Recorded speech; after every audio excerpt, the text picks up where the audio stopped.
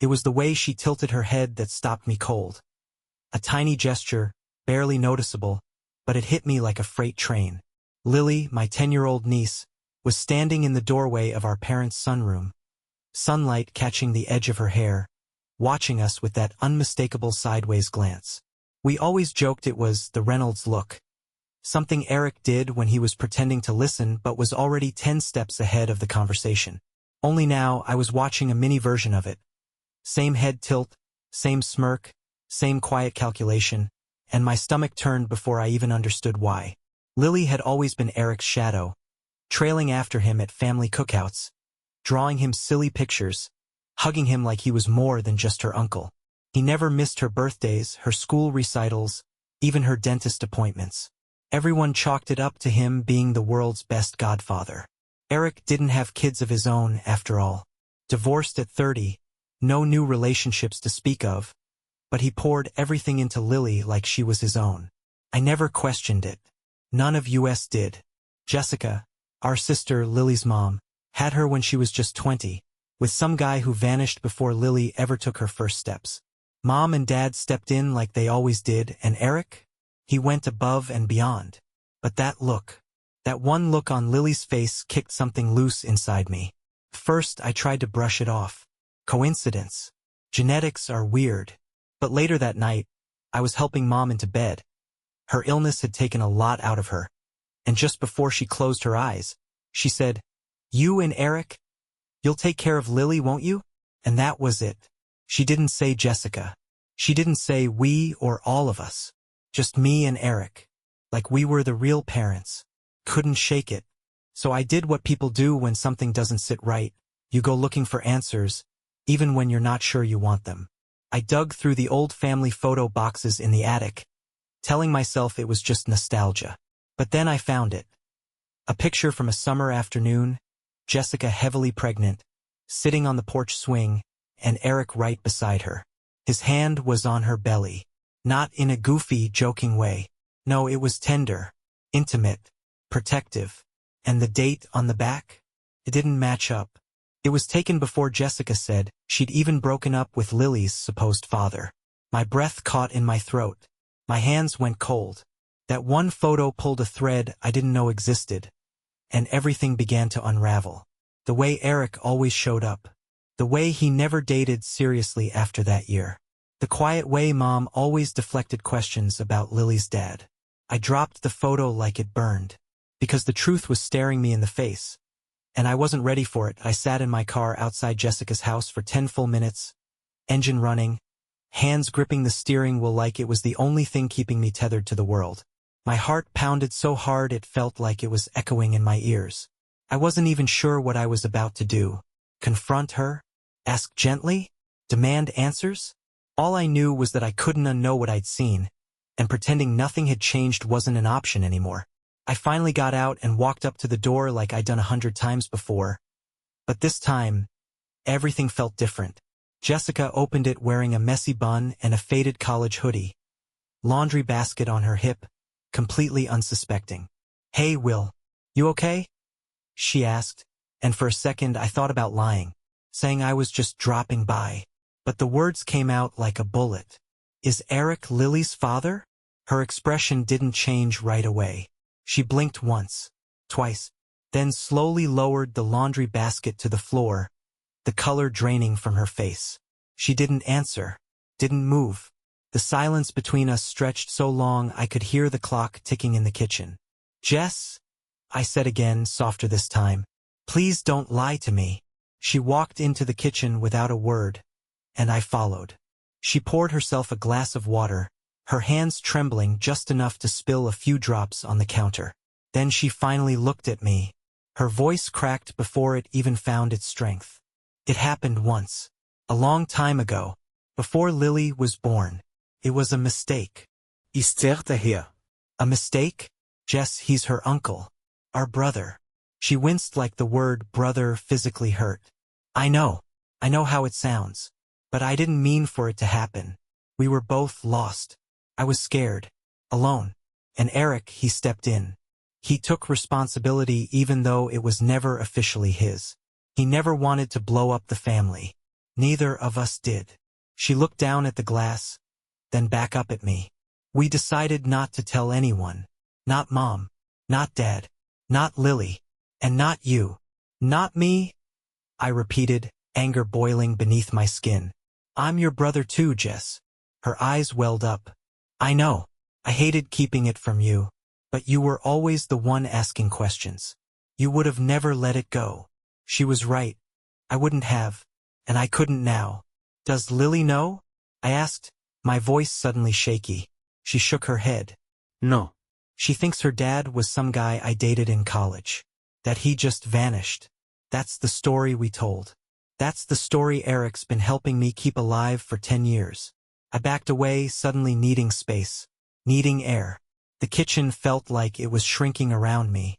So he's been living this lie for a decade? Playing uncle while being her dad. Jessica nodded slowly, a tear slipping down her cheek. Because he thought it was better that way. For her.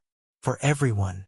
But all I could think about was how many moments I'd witnessed between Eric and Lily that now made sense in the worst possible way. The secret smiles. The fierce protectiveness. The way he once told me, if anything ever happened to Jess, I'd take Lily in a heartbeat. I thought he was being a good uncle. But he was being a father. And now I was the only one holding this truth with no idea what the hell to do with it. The drive home felt like a dream I couldn't wake up from. One of those thick, slow-motion dreams where the world feels half-submerged and nothing makes sense. I didn't turn on the radio, didn't check my phone, just sat in silence with the roar of tires on asphalt, trying to untangle the knot that had taken hold of my chest. Eric, my brother, the person I trusted more than anyone, the guy who stood beside me through breakups, job losses, even Mom's first cancer scare, the man who knew how to make Lily laugh until she couldn't breathe, who taught her to ride a bike and was there for every parent-teacher conference Jess couldn't make. He was her whole world. And now I knew why. My hands trembled on the steering wheel. I pulled over halfway home, parking on a quiet street, staring blankly at the houses lining the block. People inside, watching TV, eating dinner, going on with their lives like the world still made sense. I wondered what Eric was doing right then. If he had any idea that I knew. If Jessica had warned him. And if she hadn't, should I? The thing is, I didn't just feel betrayed. I felt complicit.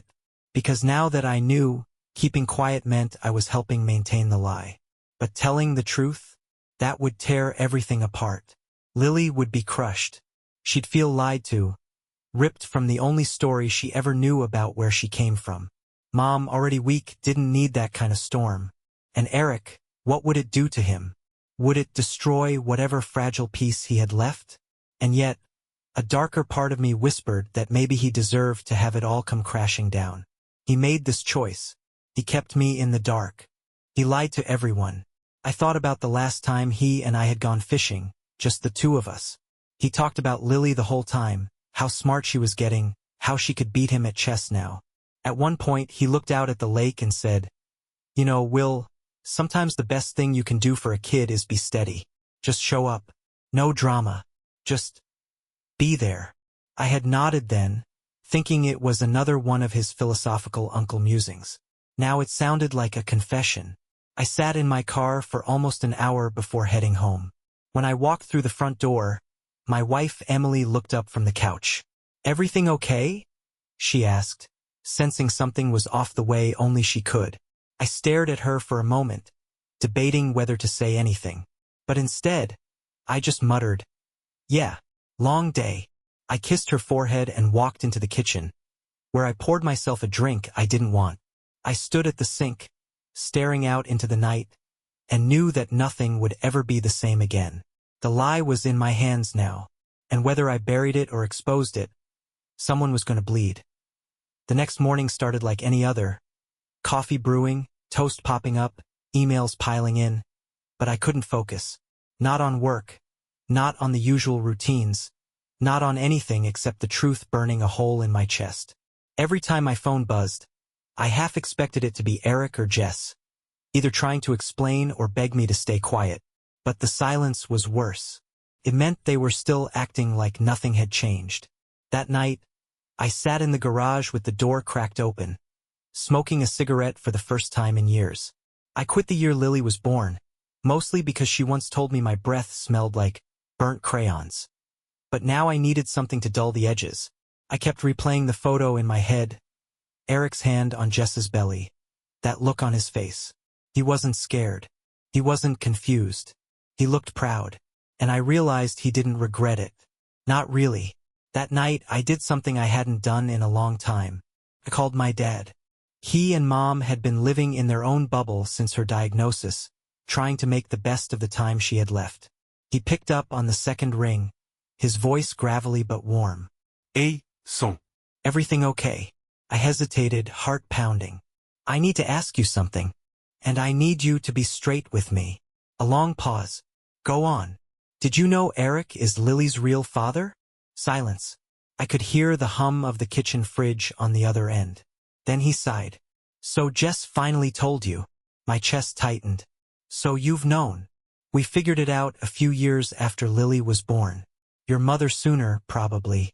But it didn't change how we treated her. She's our granddaughter, Will. And Eric, he stepped up. It was the right thing to do. The right thing. I snapped. You all just decided to rewrite history and leave me out of it? We weren't trying to hurt you, he said gently. We were trying to protect Lily. And the family. From what? I asked, my voice cracking. From the truth. From judgment. From chaos. From a world that already makes things hard enough. You didn't think I deserved to know? Another pause. Honestly? No, not then. You were still trying to find your footing. You had your own messes, your own heartbreak. And truthfully, Will, you had a temper back then. You weren't ready. The words cut deep, not because they were wrong, but because they were too familiar. I had spent years trying to shed that version of myself, the reckless little brother, the family wild card. And now I was being reminded that no matter how far I'd come, they still saw me as the one who couldn't be trusted with the truth. Dad, I said quietly, do you really think I'd have blown it all up? I think you would have tried to do what you thought was right.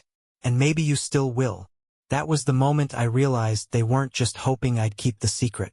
They were counting on it. The whole damn family was built on this one lie, and now I was the only one left outside the circle who held the fuse. And every minute I stayed silent, I became part of it too. I didn't call ahead. I didn't give him a heads up. I just showed up on Eric's porch the next evening with a six-pack and a storm sitting in my chest. He answered the door in an old hoodie and worn jeans, surprised but not suspicious. Hey, he said, stepping aside to let me in. Didn't expect company. I handed him the beer without a word. He gave me a quick once-over like he was trying to read the room. We walked into the living room, sat down, cracked open 2 bottles. The air between us was thick, like both of us knew this wasn't a normal visit. He leaned back in his chair and sipped. Everything okay? He asked finally. I stared at him, heart pounding. You tell me. He didn't flinch, didn't look confused. He just stared back, and in that long frozen second I knew. He knew what I knew. Jess told you, he said quietly. No panic. No scrambling. Just calm. Like he'd been expecting this moment for years. Yeah, I replied. She did. He let out a breath and nodded, almost like it was a relief.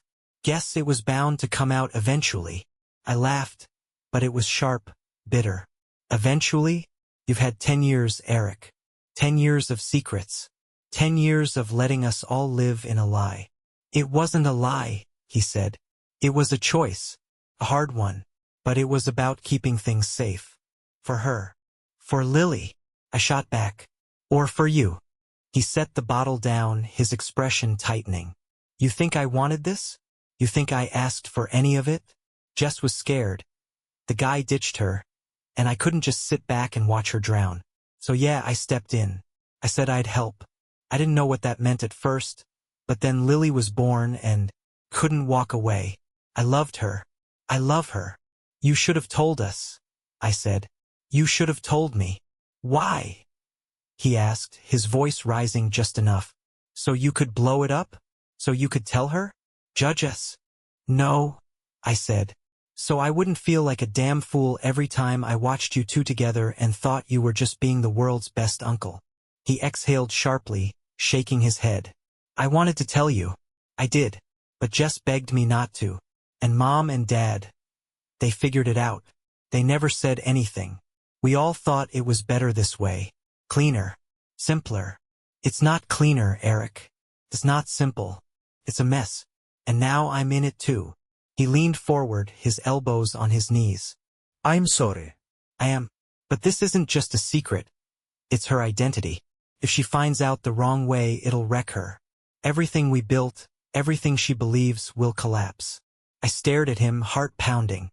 So what now? You want me to keep pretending? Look her in the eye and lie to her every day. He met my gaze. I'm asking you not to destroy her world just to make sense of yours. And there it was. The line drawn. The choice laid bare. Keep the secret and carry the weight, or tell the truth and risk setting fire to everything. I drove home with Eric's words still ringing in my ears, bouncing around like stray bullets. Don't destroy her world to make sense of yours. Easy for him to say. He was the one who built the lie. I was just the guy standing knee-deep in the aftermath, wondering what it says about me if I decide to help hold up the walls instead of tearing them down. That night, I lay awake beside Emily, listening to the soft rhythm of her breathing, wondering what I'd do if the roles were reversed. If she had kept a secret like that from me. If I had a child out there who didn't know the truth about who they were. I stared at the ceiling and imagined Lily finding out. I pictured her face. Confused, betrayed, heartbroken. And it cracked something in me I didn't know could still break. She deserved the truth. But did she deserve the pain that would come with it? The next morning, I sat in my kitchen, staring at my phone, thumb hovering over her contact. Lily had texted me 2 days earlier about a school project she wanted my help with. I hadn't answered. Couldn't. Not with everything hanging in the air like storm clouds. Eventually, I called Jess. I needed to see her one more time. We met at a diner on the edge of town, the kind of place that smelled like burnt coffee and syrup no matter what time of day it was. She looked tired. Older, somehow, in just a few days. I told Eric, I said before we even sat down. She didn't flinch. I figured. He called last night. He wants me to stay quiet. She nodded. So do I. I sat there, jaw tight. You really think this is what's best for her? Jess didn't answer right away. She stirred her coffee, eyes fixed on the spinning spoon. I think she's happy, and I don't want to be the reason that changes. She's living a lie. No, Jess snapped, finally looking at me. She's living a life, one where she's loved, where she's safe. You think truth fixes everything, Will, but sometimes it breaks things that never heal right again. I sat back in my chair, breath shallow. And what happens when she finds out later, when it doesn't come from you? What then? Jess's eyes softened, but her voice stayed firm. Then I'll deal with it. But not now. Not like this. I didn't have a good argument. Just a pit in my stomach that felt like it might never go away. You should have told her, I muttered. Years ago, before it got this far. She nodded slowly. Maybe, but we didn't. And now we're here. And you're asking me to help you keep it going. I'm asking you to love her enough to not ruin her life. That hit harder than I expected. Because I did love her. That little girl who used to fall asleep on my chest during movie nights. Who drew me pictures of monsters with capes and called them Uncle Will's heroes. She wasn't just my niece. She was my anchor. And the thought of being the one to shatter her world made me sick. Jess reached across the table and touched my hand. Please, Will, don't tell her. And just like that, I was no longer a bystander. I was a keeper of their secret, a silent co-author of their story. And the weight of it settled on my shoulders like a sentence. Weeks passed, but the weight didn't lift. If anything, it got heavier. The kind of heavy that crawls into your bones and makes you second-guess everything. Every time I saw Lily, it was like trying to smile through glass. She was still her usual self, bright-eyed, curious, fiercely smart. But I found myself watching her differently. Not because I wanted to, but because I couldn't help it. I saw Eric in her more and more. The way she cracked her knuckles when she was nervous, the way she tilted her head while reading, the way she paced when thinking through a tough math problem. And every time she said, "Uncle Will," I felt like a fraud, like a man sitting on a secret that didn't belong to him, but now owned him entirely. I told myself I was doing the right thing, that I was protecting her. But at night, in the quiet of my own thoughts, I felt like a coward. Emily noticed. She always does. One night she slid into bed beside me, turned off the light and whispered, "You've been somewhere else lately. You want to tell me what's going on?" I could have lied. I almost did. But my voice cracked before I even got the first syllable out. So I told her. Everything. The photo. The confession. The diner. The plea to keep it all buried. She didn't interrupt once. Just listened, brow furrowed, fingers tightening around mine. When I finished, she sat there in silence for a long time. "So what now?" she asked softly. "I don't know," I said. "Every option feels like the wrong one." "Do you think she deserves to know?" "I do," I said. "But I also think it might break her." Emily nodded. "Then maybe it's not about whether she deserves to know. Maybe it's about how you tell her if that time ever comes. Not to blow things up, but to help her land softly." That stuck with me. Help her land softly. If I ever did tell her, I had to do it in a way that didn't shatter her foundation. But when? How? What would trigger it? The answer came the following Sunday. We were all at Mom and Dad's for dinner, one of those rare nights where everyone was together, laughing, eating, pretending like everything was still whole. Lily was sitting beside Eric, braiding a bracelet for his wrist out of string and beads. He smiled down at her, pride glowing in his eyes, and said, "You're gonna be a designer someday, kiddo." She beamed, then turned to me. "Uncle Will, if something ever happened to my mom, would you and Uncle Eric still take care of me?" The room went quiet, just for a second. But I heard it, felt it, like the air got sucked out of the house. I smiled, but my throat was tight. "Of course we would, sweetheart. Always." But I saw Jess flinch. Eric looked down. And Lily, unaware of the tremor she just caused, went back to tying the last knot. And I knew right then, this secret would not stay buried forever. One day it would crawl out. And when it did, I needed to be the one holding her hand when it happened. I started writing things down, not to prepare some dramatic reveal, but to make sense of my own thoughts. Pages filled with memories, timelines, conversations, all circling around the same question. When the truth comes out, will it wreck her or set her free? I wasn't planning to tell Lily. Not yet. Maybe not ever. But something in me couldn't sit still. It felt like waiting for a storm you knew was coming. Watching the skies turn but doing nothing to prepare. And that Sunday dinner, it stuck with me. Her question echoed in my head every time I tried to sleep. "If something happens to my mom, will you still take care of me?" That's the thing about kids. They sense more than they should. The grown-ups think they're hiding the cracks, but kids hear the strain in your voice, see the glances you try to bury. I wasn't sure if Lily had picked up on the strange tension in the room, or if it was just one of those innocent questions that happened to hit like a dagger. But I couldn't ignore it anymore. A week later, I went for a walk with Eric. We used to do it all the time when we were kids. Wander through the trails behind the old soccer fields, talk about dumb stuff, skip rocks across the stream. I texted him and said I needed air, and he knew exactly what that meant. We walked in silence for a while. Then he said, "You're not letting this go, are you?" "No," I replied. "I can't." I figured. He didn't sound mad, more like resigned. "I'm not going to tell her," I added quickly. "But I need you to promise me something." He looked over. "Anything. One day, when she's older, when she can handle it, you need to be the one. Not me. Not Jess. You. She deserves to hear it from her father." He stopped walking. The leaves rustled in the wind above us, and the sun peeked through the trees, casting shifting shadows on the path. "I've thought about it," he admitted. "So many times. But I look at her and I don't want to see that light go out." "Then you better make sure it doesn't," I said. Because she's going to find out. Maybe not now. Maybe not next year. But someday.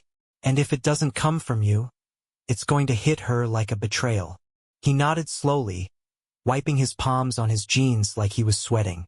Do you think she'll hate me? I hesitated. No. I think she'll be angry and confused. But she won't hate you. Not if you tell her with love. Not if you've spent your whole life showing up. He sat on a fallen log, head down.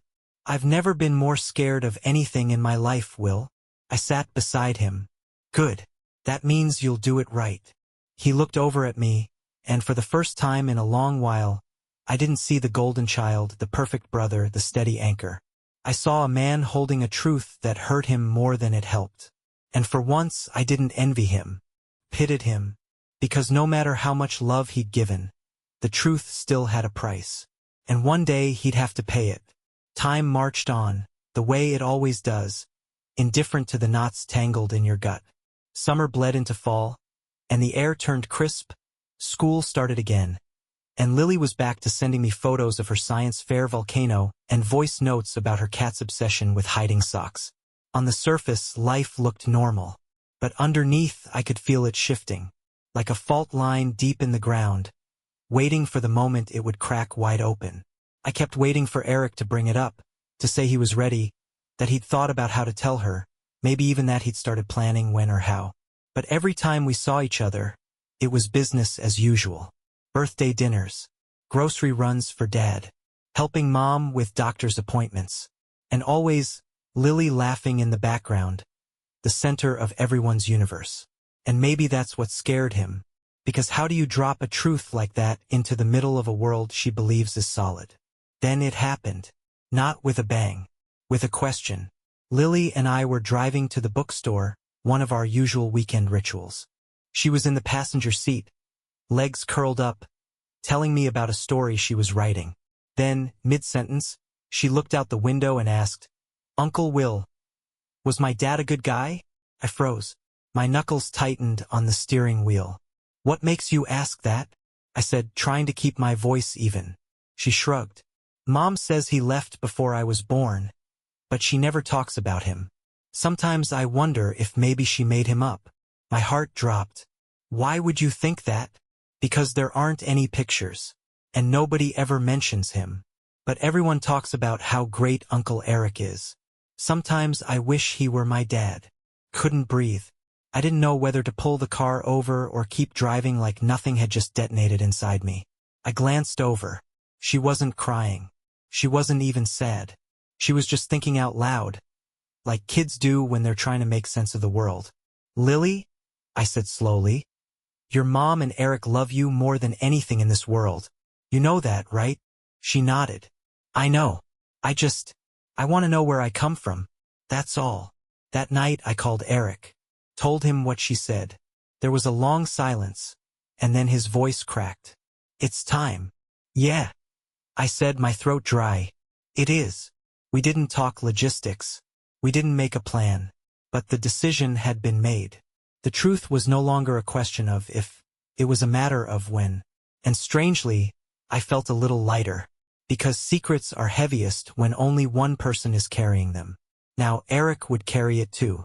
And Lily, soon enough, would finally be given the truth she had unknowingly been reaching for. The fallout would come. But so would the healing. It was a rainy Sunday when the truth came out. Not dramatic thunder or lightning. Just a soft, steady drizzle tapping against the windows like a nervous heartbeat. Lily was curled up on the couch in Eric's living room. Her hair damp from walking in without an umbrella, flipping through a book she wasn't really reading. I sat in the armchair, heart pounding, and Eric stood by the window, one hand gripping the edge of the curtain like it was the only thing holding him upright. Jessica was there too, silent, pale, ready but barely. Eric had asked me to be there. "Just in case I can't get the words out," he'd said. But I knew he'd have to. This wasn't my story to tell. He cleared his throat and crossed the room slowly, kneeling in front of Lily. "Hey, kiddo," he said gently. She looked up, sensing something in his voice. "There's something I want to talk to you about. Something I should have told you a long time ago." Lily blinked, confused. cautious. What is it? Eric glanced at Jess, who gave him the smallest of nods. Then he looked back at Lily and took a breath. I'm your dad. Silence. The rain kept tapping against the glass, and Lily's eyebrows drew together, as if she hadn't heard him right. What? She said, her voice so small it nearly disappeared.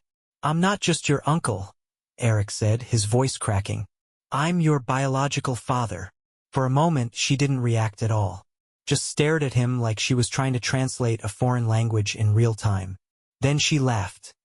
A confused, half-laugh that was more instinct than amusement. That's not funny. Eric shook his head. I'm not joking, Lily. Promise. It's the truth. Your mom and I, before you were born, things happened. And when you came into the world, we made a choice to protect you from the complications. I stayed close because I wanted to be in your life. I always have, and I always will. Her face changed then. It was like watching a storm build behind her eyes, the realization settling in like cold water. You lied to me, she whispered. Her voice trembled. All of you. You lied. We did, Jessica said softly, stepping forward. And I'm so sorry. We thought we were doing the right thing. Lily stood up suddenly, the book falling from her lap. Why? Why would you lie about something like this? Eric reached for her hand, but she stepped back. Because we were scared. Scared it would confuse you, hurt you. We thought if we just loved you enough, maybe it wouldn't matter. But it does, she shouted, tears rushing now. It does matter. I thought I knew who I was. She looked at me, like I could somehow undo the moment, but all I could do was shake my head. I'm sorry, Lil, I said. So sorry. She turned back to Eric, her voice breaking. I need time. He nodded. Take all the time you need. And she ran out into the rain, down the driveway, her sobs echoing behind her. Eric didn't chase her. He sank to the floor, hands over his face, and just sat there, broken. We stayed in that silence for a long time. Nobody moved. Nobody spoke. Eventually, I got up and drove to find her. I spotted her 2 blocks down, sitting on a bench soaked to the skin, knees hugged to her chest. I parked, walked over, and sat beside her. I didn't say anything. I just let the rain fall and stayed there. She didn't look at me, but after a while, she leaned her head against my shoulder. Everything's different now, she whispered.